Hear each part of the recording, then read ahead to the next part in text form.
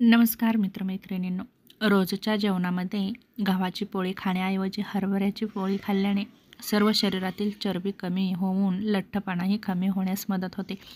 रात्री झोपताना बेंबीमध्ये तेल लावून झोपल्याने मानसिक स्वास्थ्य लाभतं आणि स्वास्थ्य देखील चांगलं राहण्यास मदत होते. पोटाची चरबी कमी करण्याकरता मूग डाळ फार महत्त्वाची आहे. मूग डाळीमध्ये प्रथिने आणि फायबर जास्त प्रमाणात असल्याने वजन कमी होतं आणि चरबी कमी देखील होते. ब्लॉकेजेस नष्ट करण्यासाठी रामबाण उपाय म्हणजे दररोज 1 पेरू आणि 2 संत्री नक्की खा. यांनी मोठ्या प्रमाणात शरीराला व्हिटॅमिन सी मिळतं आणि सर्व नसांमधील कोलेस्ट्रॉल नष्ट होण्यास मदत होते. जर सर्दीने नाक बंद झालं असेल तर मसालेदार तिखट काहीतरी खा. यामुळे तुमचं नाक मोकळं होण्यासही मदत होते. तुमचे जर हातपाय विनाकारण थरथर कापत असतील तर रात्री जेवताना 1 लवंग गरम पाण्यासोबत प्या. थोड्याच दिवसात तुम्हाला आराम मिळेल. जगात सगळ्यात जास्त चरबी वाढवणारे पदार्थ म्हणजे बटाट्याचे चिप्स, वेपर्स किंवा बटाट्याचं जास्त सेवन. यामुळे लठ्ठपणा वाढतो. पाणी पिल्यावर त्वरित खाली वाकू नका. यामुळे पाणी आपल्या श्वसन नलिकेमध्ये जाण्याची शक्यता असते. 2 चमचे गाईच्या तुपाबरोबर 2 लसणाच्या कळ्या खाल्ल्याने पोटात होणारा गॅस कमी होण्यास मदत होते. अद्रकाचा छोटा तुकडा खाल्ल्याने पोट कमी होण्यासही मदत होते. टोमॅटो शरीराकरता फारच हितावह आहे. टोमॅटो खाल्ल्याने चेहऱ्यावर तेज येतं. जर मूळव्याधामध्ये रक्त पडत असेल तर मेथी दाणे दुधामध्ये टाकून तुम्ही ते खाऊ शकता. दूध उकळून झाल्यावर ते दूध प्या. याने मूळव्याधावर आराम मिळतो. यासाठी तुम्ही डॉक्टरचाही सल्ला नक्कीच घेऊ शकता. पत्ताकोबी खाल्ल्याने शरीराची स्थूलता कमी होते.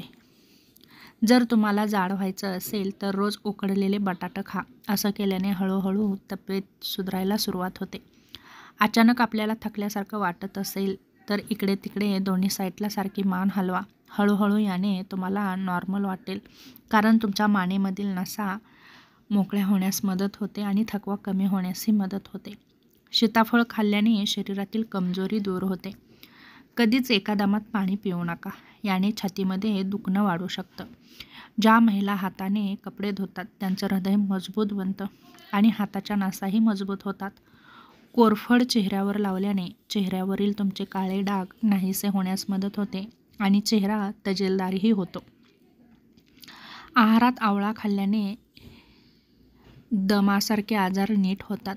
रोज 1 टोमॅटो खाल्ल्याने मेंदूची कमजोरी दूर होते. लिंबूच्या फोडी आणि कोरफड एकत्र करून थोडंसं पाणी टाकून मिक्सरमधून पेस्ट बनवा आणि ही पेस्ट 10 मिनिटे केसांना लावा. यामुळे तुमचे केस लांबसडकही होतील आणि केस गळतीही कमी होते. 1 ग्लास पाण्यामध्ये 1.5 चमचा मध टाकून यांनी जर तुमच्या घशामध्ये गरगरा केला तर घसा मोकळा होतो आणि घसाही दुखत नाही. डाळिंबीचे टरफले वाळवून त्याचं चूर्ण करून घेतल्यानं कितीही जुना खोकला असू द्या, तो बरा होतो. मासिक पाळी अनियमित येत असेल तर सकाळी उठल्यावर 1 मिरी खात जा आणि थोडासा चालण्याचा व्यायाम करा. वेळेवर येते. दुधामध्ये मध टाकून रात्री झोपताना पिल्याने सर्दी, फडसं आणि खोकल्याला आराम मिळतो. तेव्हा हे छोटे छोटे प्रयोग तुम्ही नक्कीच दैनंदिन जीवनामध्ये करू शकता. जर मोहरीचं तेल फ्रीजमध्ये गोठलं तर समजा की यामध्ये भेसळ आहे. ओठ काळे पडत असतील तर समजून जा की शरीरामध्ये पाणी कमी आहे. सकाळी रिकाम्या पोटी 6 मनुके खा. कफाची समस्या नक्कीच दूर होण्यास मदत होते. सकाळी उपाशी पोटी कधीही चहा पिऊ नका, कारण त्यामध्ये कॅफेन नावाचा पदार्थ असतो जो मेंदूला हानी पोचवतो. नारळाच्या तेलामध्ये आवळा पावडर टाकून केसांच्या मुळांना लावल्यास केस लांब आणि मजबूत होतात. जेवण करताना चुकूनही जीभ चावली गेली तर त्यावर कोणतेही गोड पदार्थ खा, म्हणजे त्रास कमी होतो. पालकची भाजी खाल्ल्यानेही पोट कमी होण्यास मदत होते आणि तुमच्या शरीरामध्ये लोह कमी असेल तर त्याचीही कमतरता भरून निघते.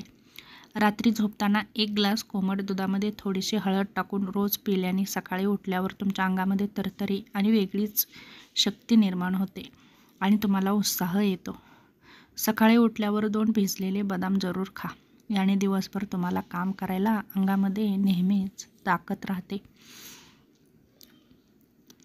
दह्यात भिजवलेले जिरे आणि काळे मीठ टाकून खाल्ल्याने जोराची भूक लागते आणि स्वास्थ्यही सुधारतं.